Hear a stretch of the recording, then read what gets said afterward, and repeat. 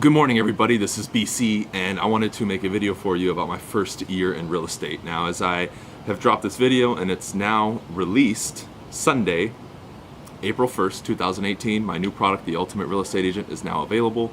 In the description below, you can go to my website and grab the copy. I've been releasing a bunch of stuff on social media and YouTube about it, so now you can go get it and take advantage while I have it for a special sale price. Now, let's get into the video. My first year in real estate.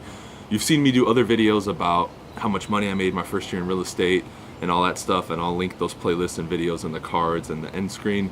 But I wanted to specifically discuss more in detail what was happening emotionally, what I did before I got my license that ultimately helped me become more successful, and why my first year, even though I didn't sell a ton of houses, it was a lot more powerful and progressive than most people. We all know that 87% of agents fail within the first 2 years. 87%, okay? And from the stats that I've been seeing, especially in California, the first 2 years for most agents, they average like $7,000 to $10,000 in income, which is basically like one deal, okay? Maybe two, depending on where they start as far as their split. So your first year.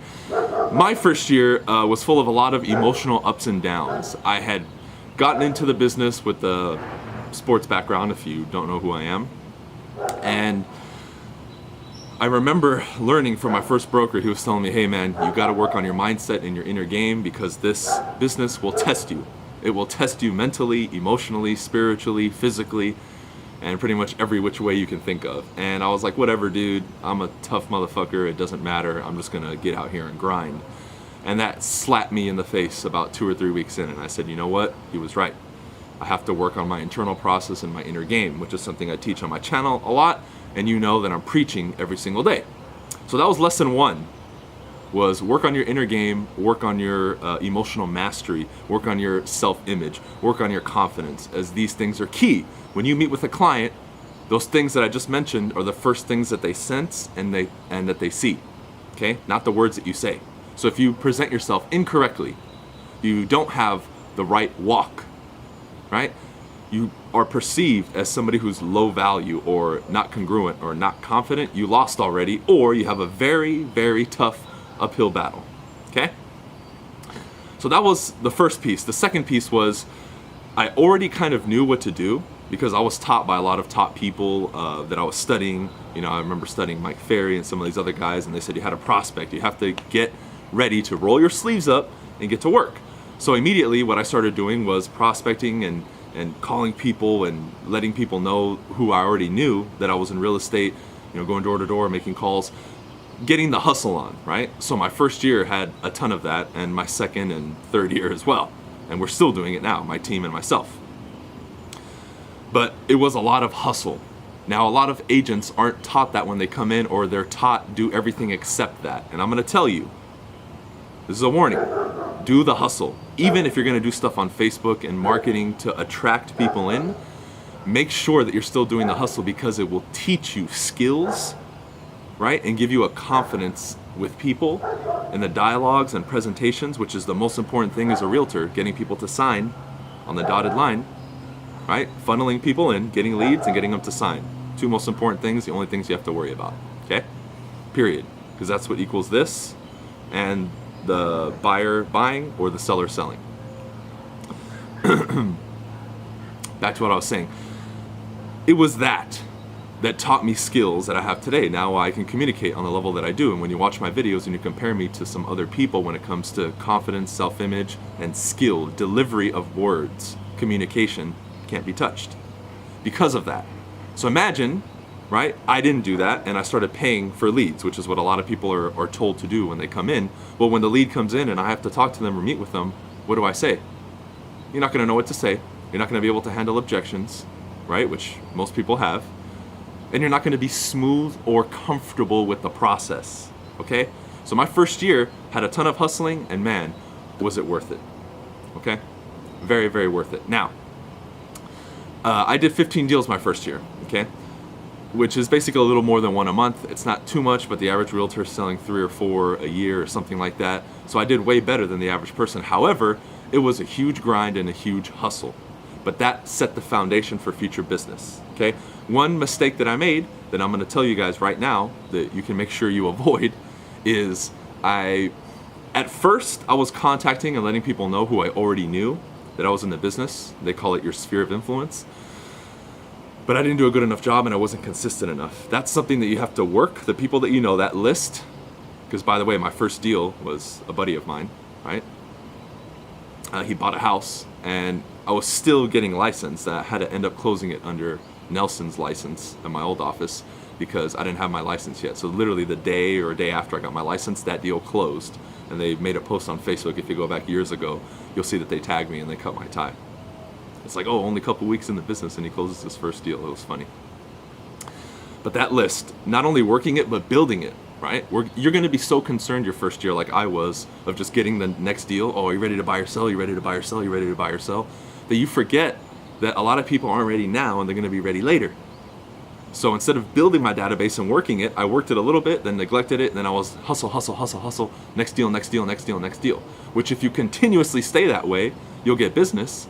However, 6 months from now or a year from now, you're missing out because you didn't get those people's information, emails, and then work a database, work your sphere of influence and grow it to now build a bigger business in the future. You're just too worried about now.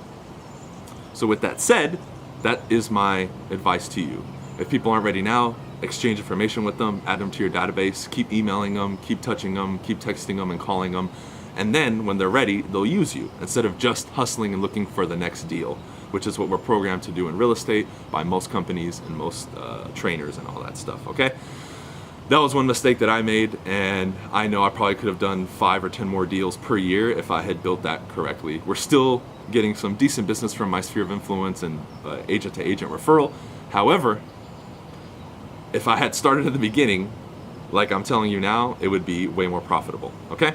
Now for all of you who are watching, I am in Southern California, so if you guys do have any referrals for LA or Orange County or Inland Empire, go ahead and reach out to me. All the information's in the description, and you saw the email flashed in the beginning, okay? Same thing with all my social media handles. So now, let's wrap the video up. So my first year in real estate was a lot of hustle, a lot of ups and downs. I was in tears a couple times, as you guys know, if you are a returning subscriber. I've talked about that a lot. I neglected my sphere of influence a little bit, and I kind of got caught in just the hustle, chase, which you never want to be in. You never want to chase a deal, ladies and gentlemen. You want to attract like a magnet, right? Even when you're out there prospecting, you still want to attract people like a magnet. That's what makes you irresistible to clients and makes them want and have to work with you instead of just saying, oh, it's just another realtor, okay? A couple thoughts to wrap it up. Number one, don't get caught up in gimmicks. There's always going to be a new magic pill coming out. Oh, this instant way to get more leads and and close more business. You're going to get emails like that every day and phone calls from Zillow and all that. Don't do it. Don't sign up for Zillow, Trulia, and all that stuff right away. Maybe later if you want to invest some money and you're ready to go and you have systems in place, sure, okay? Because the last thing I can really say and comment on is pick a system and follow it. Whether it's what I teach you, what some other coach teaches you, it doesn't matter. Pick one thing and stick with it. The number one mistake that I kind of made that most people make is they try to take bits and pieces from different people and trainers and try to apply it all at once. That's not the way it works. If a guy gives you the A to Z plan, follow it A to Z. Don't look at it and say, oh, well, I like A, B, and C, but the rest I'll just chuck it and I'll take it from this coach. You first take something from a coach or a trainer, like my stuff, that if you watch all the videos, cold calling, door knocking, I give it to you on a silver platter, and you apply it A to Z. Once that is in place and you've mastered the application of A to Z, now you can make your own personal tweaks or start looking at other stuff. What most people do is they dabble a little bit here and there and a bunch of different ones, never really get good at it, and then they want to start changing stuff. Don't do it. Same thing if I give you a script or someone else does. Follow it 100%. Stop making changes before you start. You must first get the basics and the fundamentals. Then you can tweak, okay? Even though you might say, oh, it's not for me, it's not for me. Look, anybody who is doing choreography, dancers, ice skaters and all that, they took a script, a choreographed routine, mastered it, now they deliver it and it looks natural, which is what you're gonna do with your speech. Later on, once you've mastered the scripts and you know what to say, then now you can start kind of winging it in the sense where you have skills that now in the moment, you know how to move conversations and direct conversations in order to get from A to Z and get the result that you want, okay? I don't want to make this video too long. I can probably continue it another time with a part 2, But that's it for this one, guys. Remember, the Ultimate Real Estate Agent Part 1 is available. Make sure you get it, like the video, subscribe, and I will do one last plug. I have a program for people for only $97 a month, whether you're in real estate or not. It's for you. It's to help you build the right mindset, get your finances in order, get your skills up, make more money, and be successful. It's called Modern Success. That is also in the description. And peace out, Team BC. I'll see you on the next one.